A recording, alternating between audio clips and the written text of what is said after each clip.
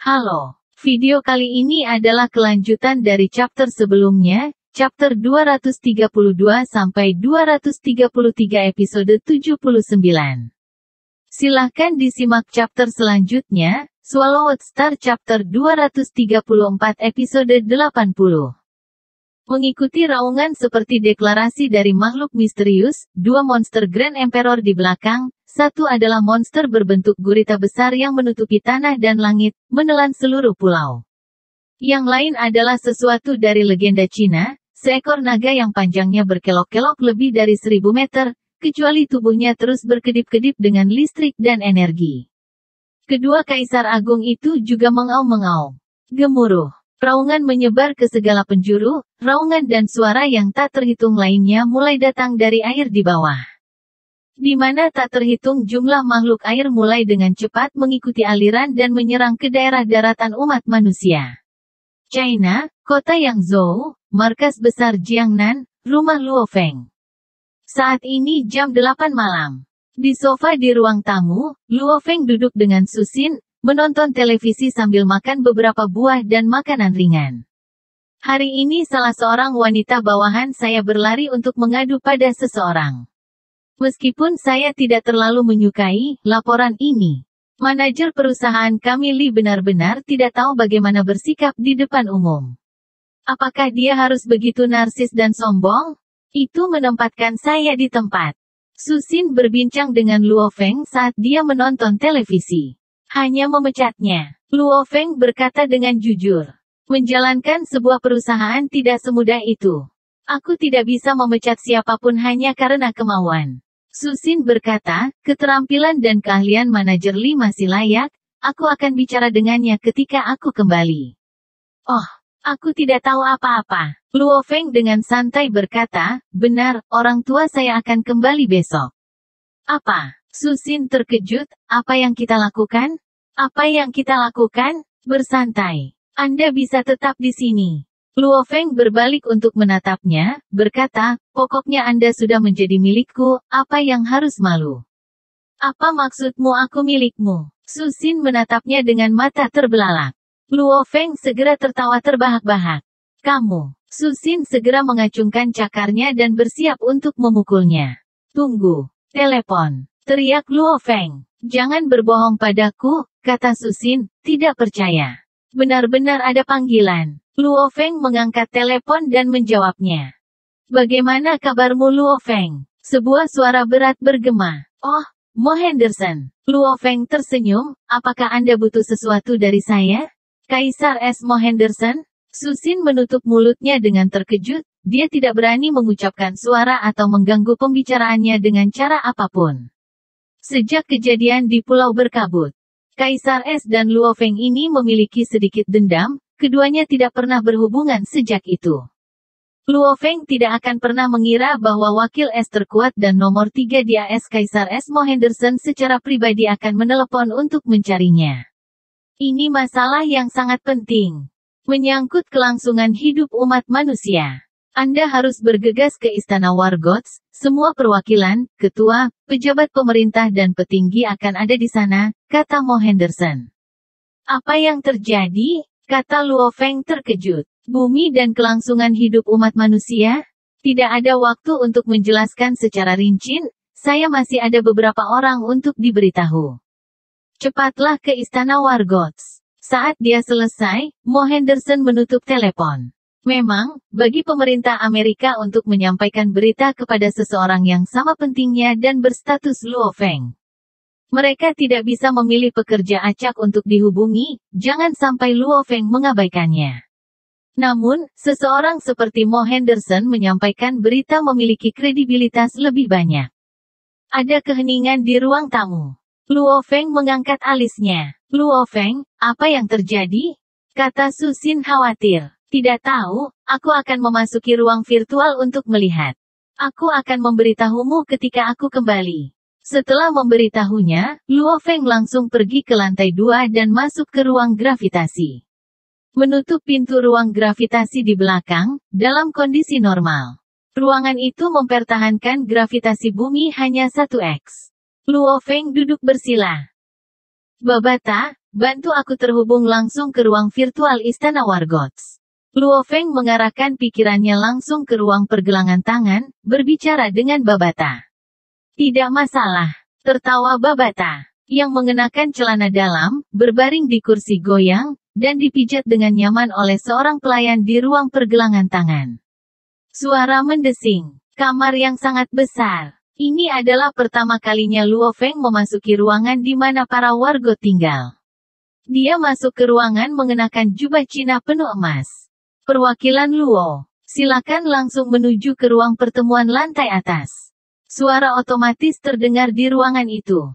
Ruang pertemuan lantai atas? Luo Feng terkejut. Itu adalah ruang pertemuan terbesar para wargot. Biasanya sebagian besar pertemuan diadakan di sana. Untuk pertemuan kali ini diadakan di sana, itu jelas berarti sesuatu yang besar telah terjadi. Luo Feng cepat-cepat meninggalkan ruangan dan menuju. Menaiki tangga yang berliku, Luo Feng bertemu dengan dua perwakilan lainnya, bersama dengan beberapa wargot berjubah putih. Luo Feng mulai mengobrol dengan dua wakil dan jelas bahwa kedua wakil ini tidak yakin apa yang terjadi, hanya bahwa pihak Amerika dan mendesak memberitahu semua orang untuk memasuki ruang virtual. Di ruang pertemuan lantai atas Wargots, sudah lebih dari 50 perwakilan mengenakan jubah emas telah muncul, bersama dengan Wargot dengan jubah putih. Yang berkulit putih tidak hanya terdiri dari Wargot, tetapi juga para petinggi dan pemimpin dari 5 negara besar. Para pemimpin itu mungkin adalah presiden atau wakil presiden. Tetapi kekuatan pertempuran mereka tidak semuanya pada level Wargot. Biasanya, mereka tidak akan memiliki wewenang untuk masuk, hari ini, bagaimanapun, mereka memiliki izin khusus. Luo Feng, Jia Yi. Luo Feng berjalan untuk menjabat tangan Jia Yi, apakah kamu tahu apa yang terjadi? Saya pikir sesuatu yang besar telah terjadi di Amerika.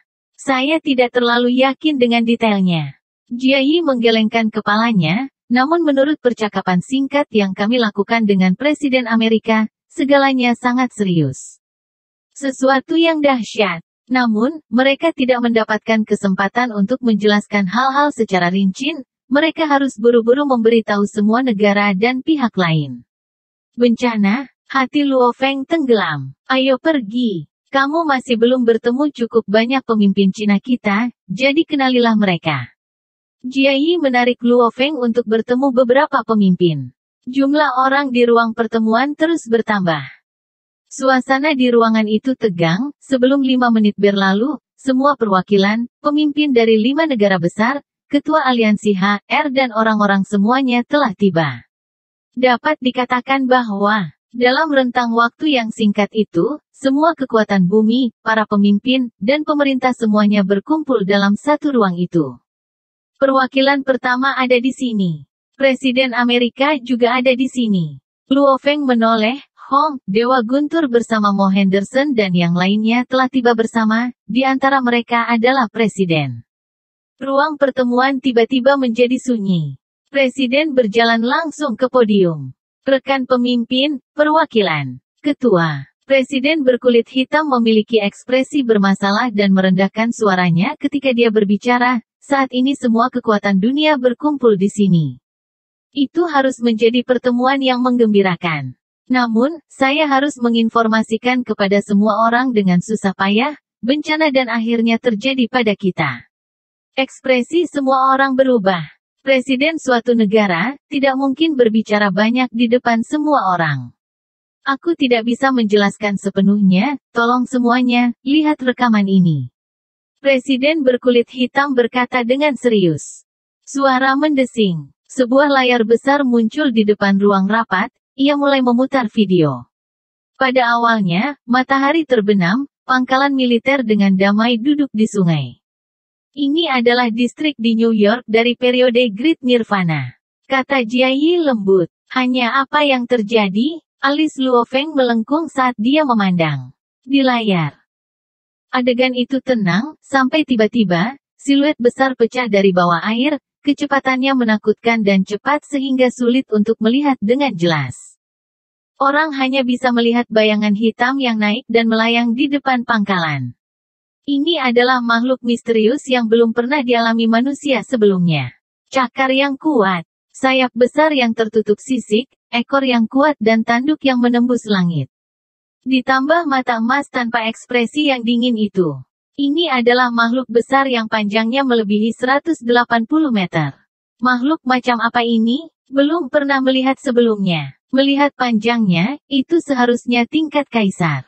Monster tingkat kaisar muncul di depan pangkalan militer. Apakah dia mencari mati? Sebuah meriam laser akan segera membunuhnya.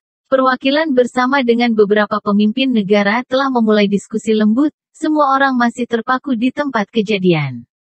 Menunggu untuk melihat bagaimana itu akan terungkap. Pada saat yang sama, semua orang yang menonton layar dan makhluk itu semua memiliki rasa takut yang tak terlukiskan, namun besarnya berbeda antara yang kuat dan yang lemah. Hong dan Luo Feng tidak merasa terlalu takut. Ini membuat Hong, Dewa Guntur, Luo Feng dan beberapa pejuang kuat lainnya sangat curiga. Pada level mereka, seharusnya tidak ada apapun di bumi yang bisa membuat mereka merasa takut. Di layar, 3 sinar laser yang mencolok menghantam makhluk itu secara langsung. Semua orang menahan napas saat mereka menyaksikan. Lampu-lampu tersebar. Apa? Tubuhnya tidak rusak? Itu tidak mungkin. Bahkan monster Grand Emperor mungkin bisa bertahan melawan laser terkuat tapi itu tidak akan lolos tanpa cedera. Ruang pertemuan meledak dalam kebisingan.